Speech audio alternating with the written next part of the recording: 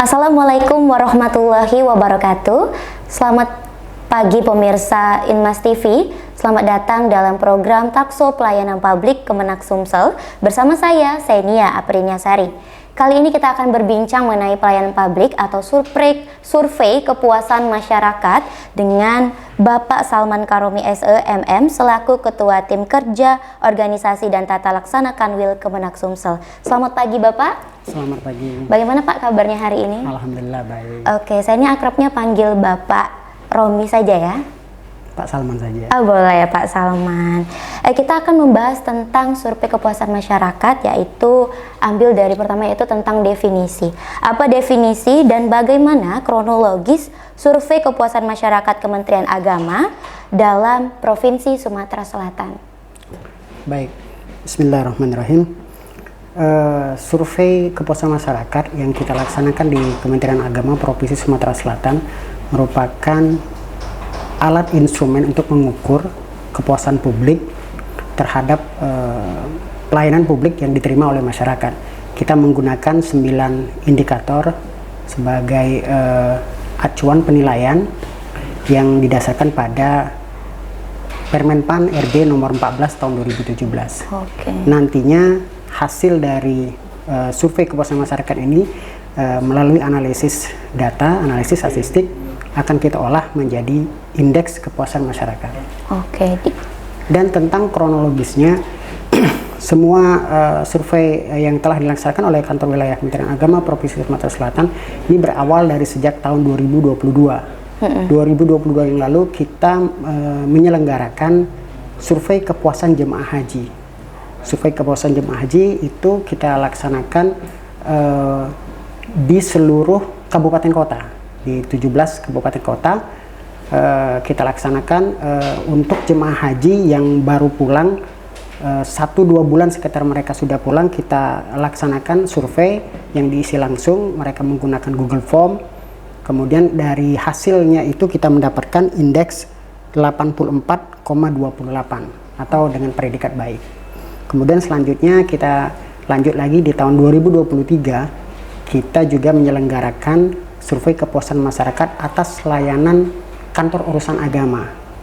Kantor urusan agama itu kita pada saat kita menyelenggarakan survei itu secara online yang diisi oleh sekitar hampir 1.000 responden masyarakat yang dari 232 kantor urusan agama yang tersebar di seluruh 17 kabupaten kota.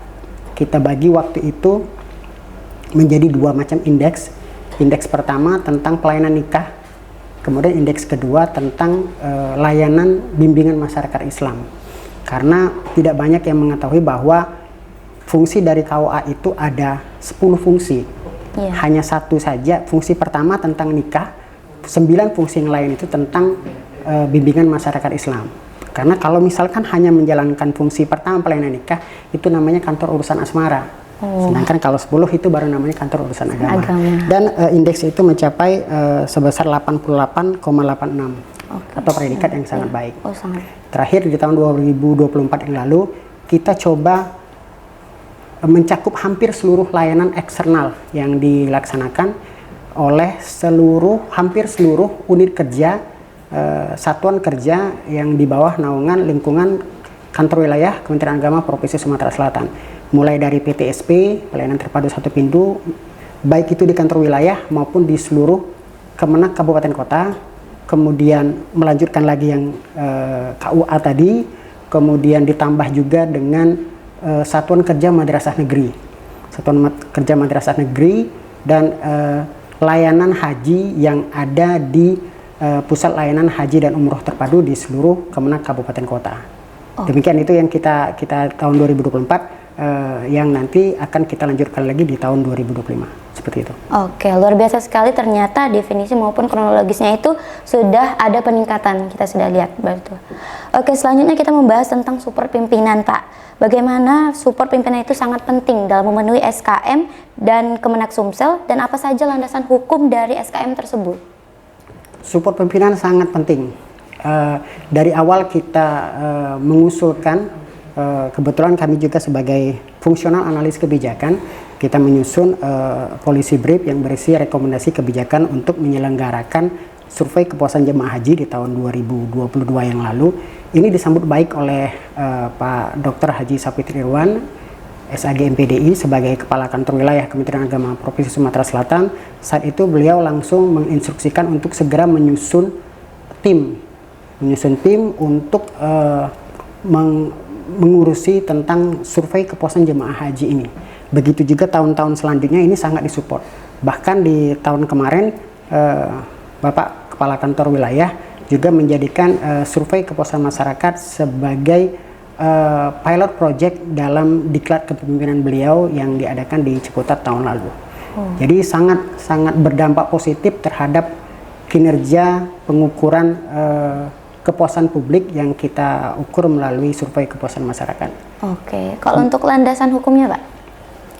Landasan hukumnya antara lain yang jelas Undang-Undang Nomor 25 Tahun 2009. Ini dijelaskan pasal 2, pasal 5, pasal 7 dan pasal 39 baik tentang standar layanan maupun pentingnya untuk mengukur bagaimana layanan itu diberikan kepada publik oleh seluruh instansi, bukan hanya untuk Kementerian Agama tapi seluruh kementerian, lembaga, instansi pemerintah yang ada yang memberikan layanan publiknya kepada masyarakat. Kedua, Permen Pan RB nomor 14 tahun 2017. Nah, ini yang kami jadikan sebagai landasan untuk mengukur 9 indikator. Jadi indikator layanan masyarakat yang diterima itu terdiri atas persyaratan, prosedur, waktu, biaya, produk, kompetensi, perilaku, sarana, dan pengaduan. Jadi 9 ini kita ukur secara representatif terkait atas bidangnya masing-masing.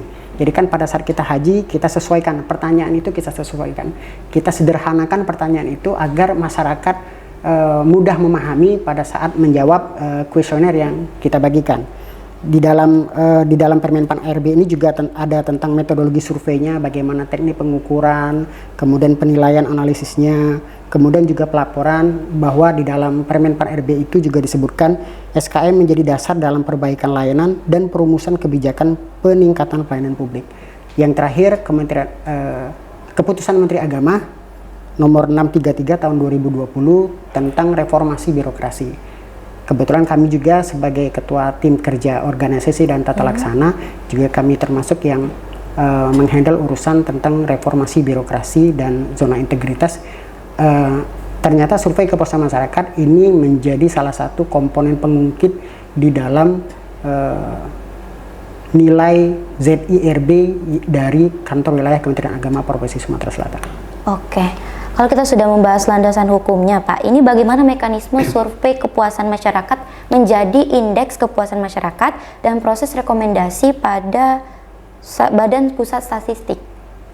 Oke, jadi seperti ini dari perjalanan kita tahun 2022, 2003, 2024, kemudian kita sempurnakan lagi di tahun 2025. Ini kami sebagai analis kebijakan, kami memulainya dengan menyusun policy brief.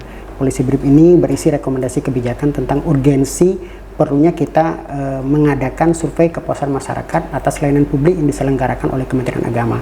Ini disambut baik oleh Kepala Kantor Wilayah yang kemudian tindak lanjutnya menerbitkan surat keputusan Kepala Kantor Wilayah yang berisi tentang tim penyusun survei kepuasan masyarakat yang terdiri dari ada tim administrasi atau sekretariat di situ, kemudian ada tim surveyor dan juga tim analisis data. Yang kedua, kita lanjutkan dengan penyusunan kerangka acuan kerja seperti layaknya program-program kerja yang ada, terdiri dari term of reference, kemudian rencana anggaran biaya. Rencana anggaran biaya ini juga tergantung kepada program SKM yang ada. Seperti contoh SKM yang kita laksanakan di tahun 2022 tentang haji, hal ini dapat kita lakukan berbasis anggaran karena ada anggaran yang disediakan oleh pemerintah. Tapi pada saat kita melaksanakan SKM tentang untuk layanan KUA, ini tidak ada anggaran. Kita melaksanakannya secara online, kemudian sosialisasinya juga kita melaksanakan via Zoom, dan hasilnya kita tetap publikasikan melalui media sosial dari kantor wilayah.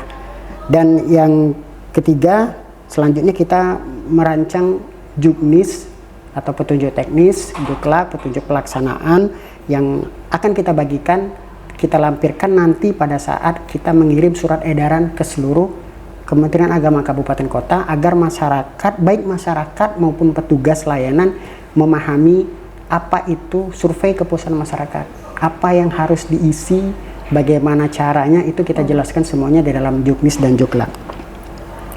Keempat, ini intinya di sini kita penyusunan variabel survei.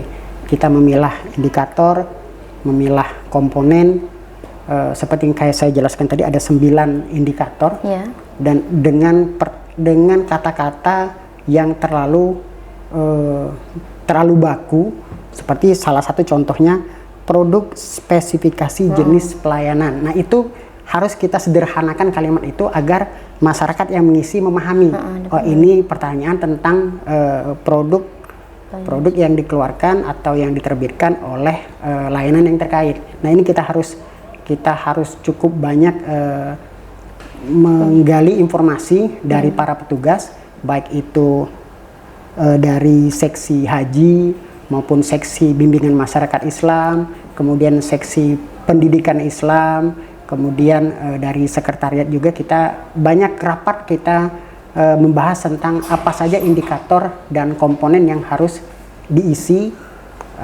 di dalam survei itu. Kemudian selanjutnya barulah kita koordinasi dengan BPS. Kita koordinasi dengan Badan Pusat Statistik di Provinsi Sumatera Selatan.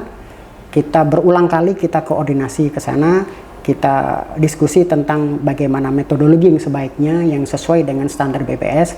Kemudian mereka juga mengharuskan kita mengisi aplikasi Romantik BPS. Ini bisa diakses secara online.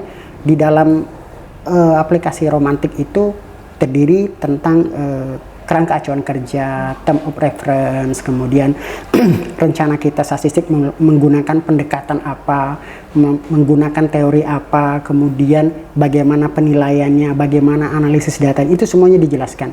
Sehingga apabila hal itu dianggap sudah sesuai dengan standar BPS, sudah sesuai dengan aturan yang regulasi yang dikeluarkan oleh pemerintah, baru nanti BPS itu akan menerbitkan surat rekomendasi layak survei. Setelah kita menerima itu, baru kita lanjut ke tahap berikutnya, yaitu pelaksanaan. Dalam pelaksanaan itu kita mulai dengan surat edaran. Di surat edaran itu kita harus lampirkan surat rekomendasi layak survei dari BPS.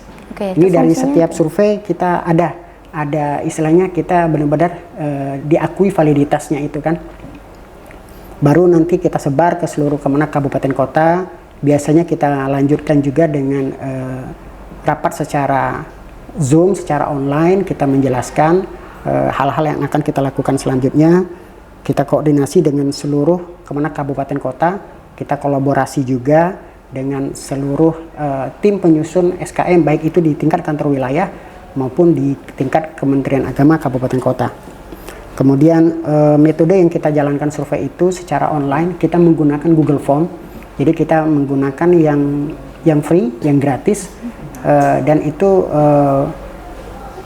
cukup reliable karena sampai sekarang belum ada kendala kita menggunakan, meskipun data yang masuk itu seperti contoh pada saat kita mengukur SKM atas layanan KUA itu respondennya hampir 1.000, dan kemudian pada saat kita tahun 2024 ini lebih dari 2.000 yang mengisi data dari survei yang kita lakukan melalui Google Form. Pada saat kita melaksanakan survei kepuasan jemaah haji di tahun 2022 dan juga dilanjutkan lagi dari 2024, kita juga ada menyediakan secara offline sebagai bentuk dari mitigasi risiko. Apabila misalkan terkendala secara online, kita juga menyiapkan hard copy untuk diisi secara manual oleh peserta. Tapi alhamdulillah sudah beberapa tahun ini kita tetap menjalankan secara online melalui Google Form.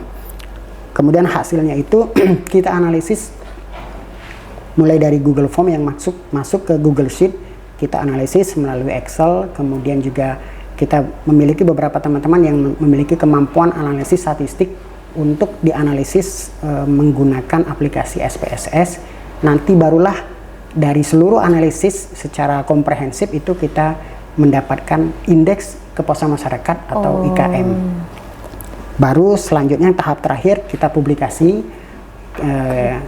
Seperti biasa kami sebagai analis kebijakan kita menyusun makalah kebijakan atau policy paper yang di dalam makalah kebijakan itu kita lampirkan semua baik itu tahapan survei, isi dari survei, kemudian analisis datanya. Kita lampirkan juga analisis data bagaimana indeks layanan per indikator dan bagaimana rekomendasinya per indikator. Karena rekomendasinya misalkan nilai dari 9 indikator itu ada tentang persyaratan, ada tentang sarpras, ada tentang pengaduan dan lain sebagainya. Itu nilainya itu kan variatif. Yeah. Ada nilainya yang besar, ada nilainya yang relatif cukup kecil. Karena benar-benar fluktuatif, jadi kita lampirkan semuanya rekomendasi per indikator tersebut. Biasanya pengalaman kita selama 3-4 tahun belakangan ini, nilai yang kecil itu biasanya terkait cuma 2, tentang sarana prasarana maupun pengaduan. Biasanya dua nilai itu yang paling kecil. Paling kecil itu pun nilainya itu seputaran skornya itu 70. Makanya rata-rata indeks kepuasan masyarakat yang kita laksanakan ini nilainya sekitar 80-an.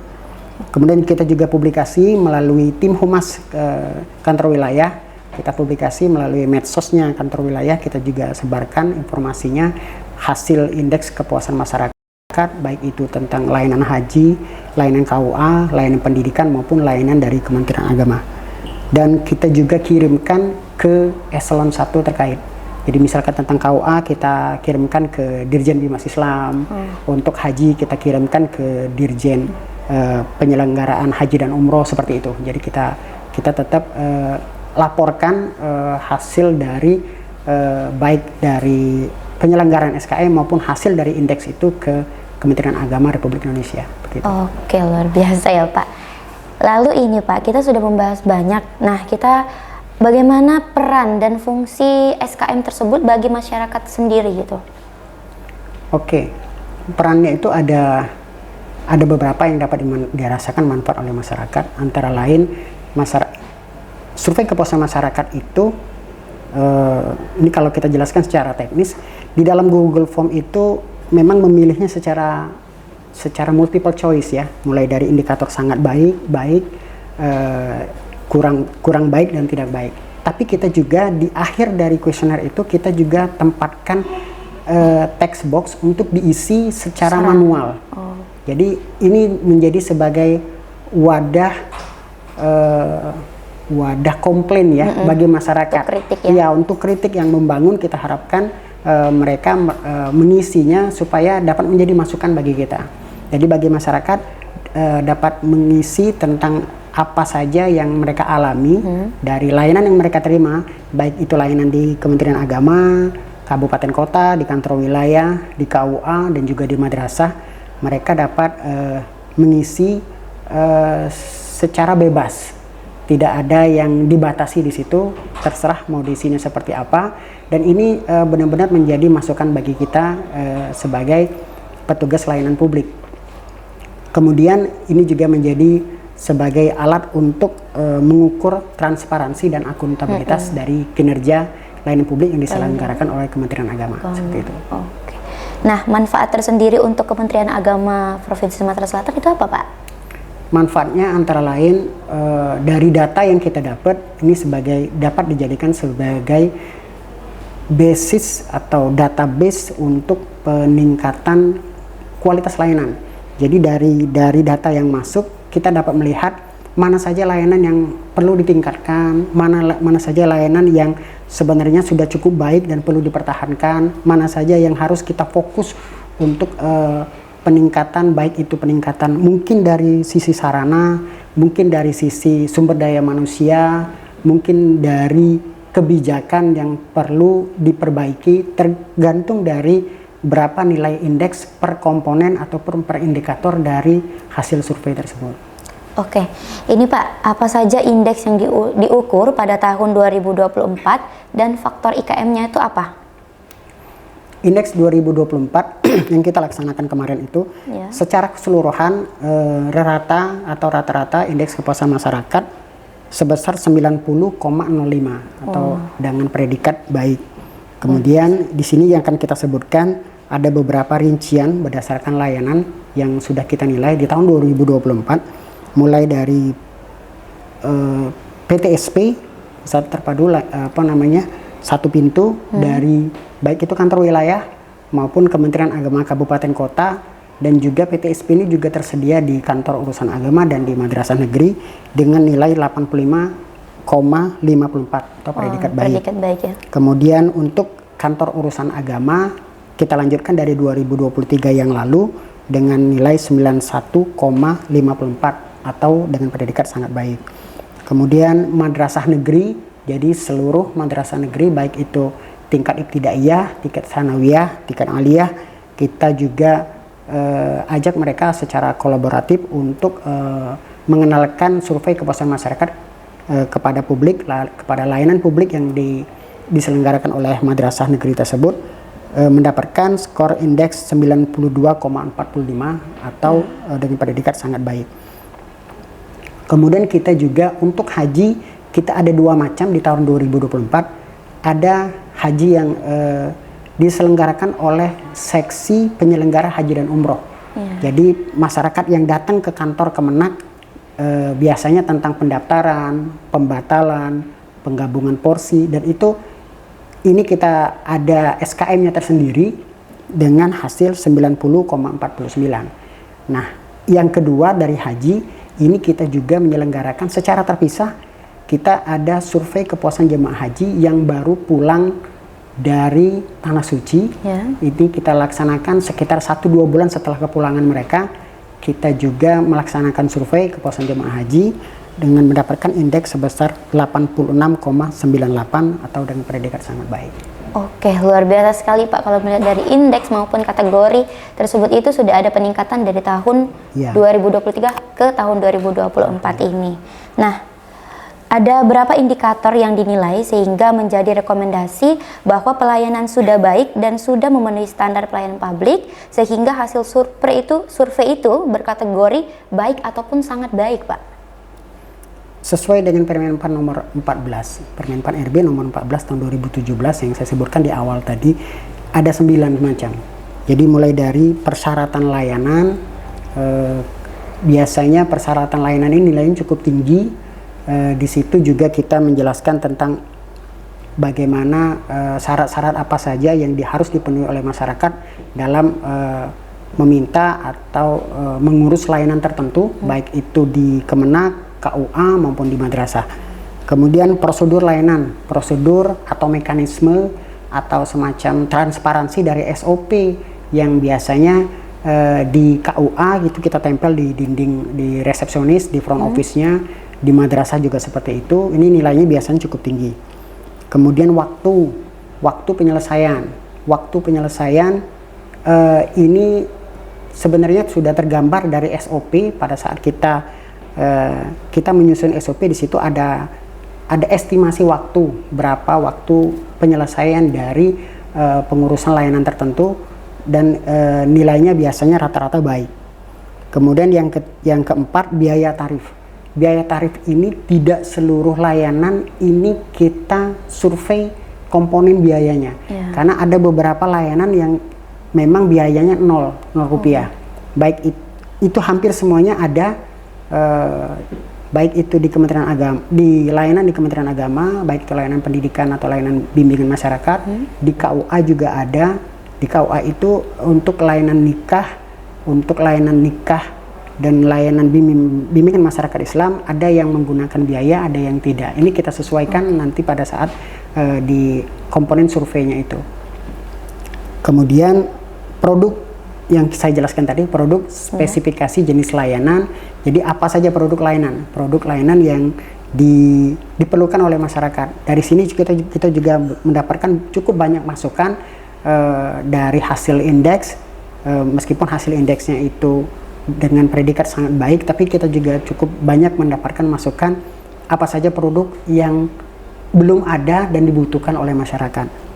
Kemudian kompetensi kompetensi dari SDM yang melayani, sumber daya manusia ataupun aparatur sipil negara yang melayani masyarakat dalam urusan pelayanan publik tertentu. Ini juga dinilai langsung oleh masyarakat, bagaimana keramahannya, bagaimana profesionalisme dari pelayan petugas yang menjalankan tugasnya itu. Kemudian kompetensi, perilaku, jadi ini dinilai semua. Jadi bukan saja dari regulasinya seperti persyaratan, mekanisme dan segala macam, SDM-nya juga kita nilai, baik itu kompetensi, perilaku dari pelayanan petugas itu kita nilai secara representatif dan nilainya itu rata-rata sangat baik dan sangat baik. Dan yang nomor 8 dan nomor 9 ini yang biasanya nilainya cukup rendah dibandingkan yang lain, mendapatkan rata-rata nilainya 70 sampai 80 awal, itu sarana dan prasarana, dan terakhir yaitu penanganan pengaduan. Karena sarana dan prasarana itu tidak semuanya itu imbang antara, contoh misalkan kita bicara tentang kantor urusan agama, karena saya lupa persisnya secara persentase, mungkin baru sekitar 30% yang kita bangun dengan anggaran menggunakan SBSN, sehingga gedungnya cukup megah, dan masih juga ada beberapa KUA yang masih menumpang di kantor camat seperti itu. Jadi belum semuanya itu sarana prasarana di kantor urusan agama itu terpenuhi secara baik. Jadi makanya nilainya itu biasanya cukup rendah dibandingkan nilai-nilai yang lain. Begitu juga madrasah, kemudian juga Kementerian Agama mengenai kecukupan sarana. Karena jika kecukupan sarana itu kita nilai seperti reformasi birokrasi, cukup banyak komponen yang harus ada di dalam ruang front office, di dalam ruang resepsionis, dan ini mungkin bagi masyarakat tertentu yang melihatnya mungkin nilainya itu disesuaikan dengan apa yang mereka terima. Oke, luar biasa. Banyak sekali pencapaian di tahun 2024. Nah, lalu bagaimana rencana SKM di tahun 2025 ini, Pak? Rencana SKM 2025 ini kita rencananya meluaskan lagi cakupannya ke seluruh layanan Kementerian Agama.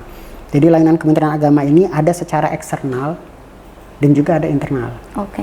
Seperti kita di bagian tata usaha, mayoritas layanan di bagian tata usaha itu internal. Seperti ada tentang kepegawaian, ada tentang keuangan, ada tentang barang milik negara dan lain sebagainya. Nah, ini belum kita sentuh di tahun 2024 yang lalu.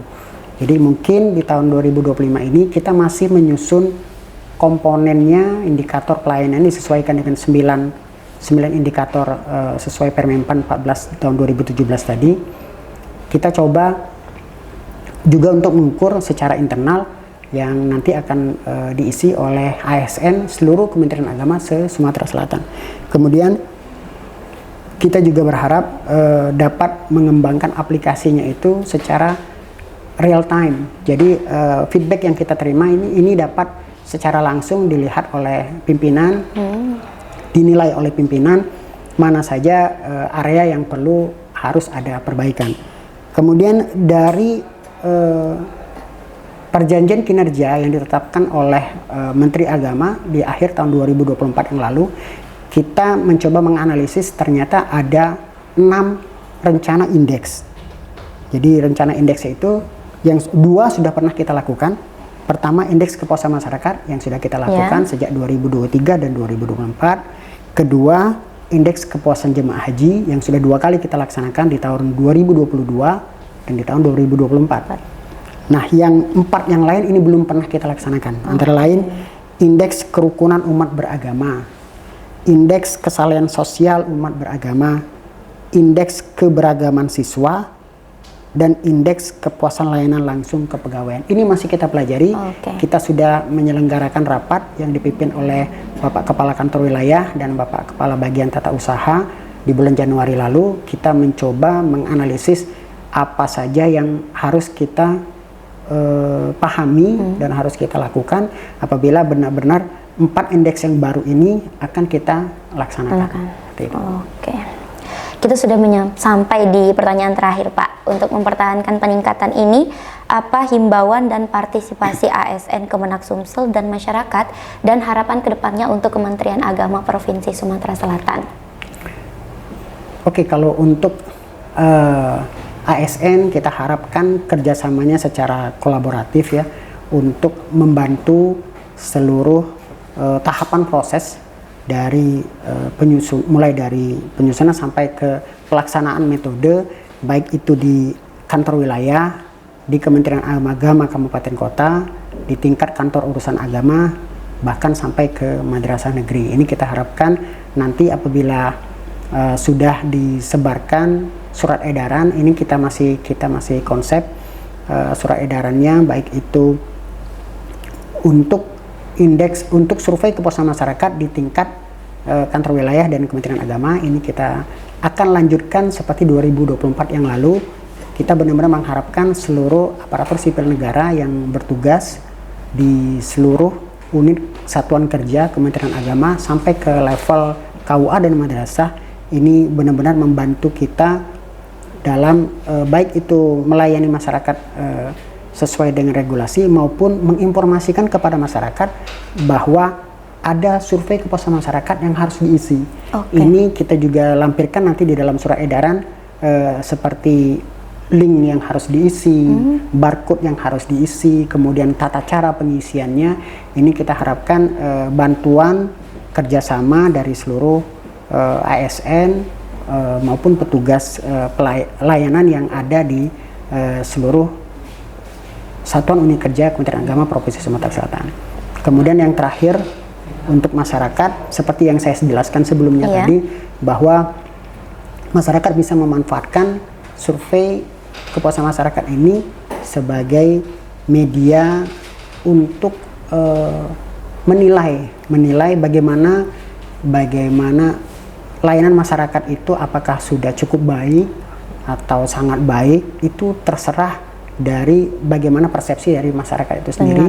Dan kita berharap adanya saran, masukan, ide yang konstruktif untuk kesempurnaan lebih lanjut dari seluruh layanan publik yang diselenggarakan oleh Kementerian Agama Provinsi Sumatera Selatan. Oke, luar biasa sekali Pak Salman. Terima kasih atas kesempatan waktunya, dan tentunya kita sudah dapat mengetahui informasi dan strategi selanjutnya di Kementerian Agama, dan kita doakan semoga Kementerian Agama Provinsi Sumatera Selatan ini makin memberikan yang terbaik untuk masyarakat. Oke. Baik pemirsa, usai sudah percakapan kita pada hari ini. Saya Senia Prinasari dan kru yang bertugas pamit undur diri. Jangan lupa terus ikuti informasi Inmas TV, Jembatan Informasi Kemenak Sumsel. Saya Senia Prinasari pamit undur diri. Wassalamualaikum warahmatullahi wabarakatuh. Waalaikumsalam.